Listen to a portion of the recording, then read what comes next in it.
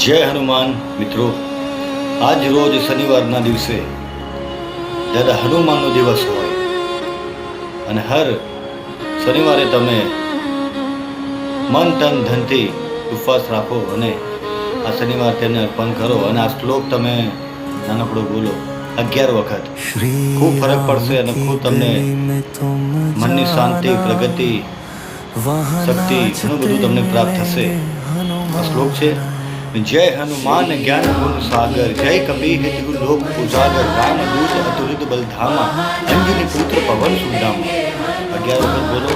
સાથે સાથે શક્તિ માટે, પ્રગતિ માટે બીજો એક શ્લોક છે: जय हनुमंत संत हितकारी, सुन लीजिए प्रभु अर्ज हमारी, जन के काज विलंब ना कीजिए, आतुर दौरी महासुख दीजिए.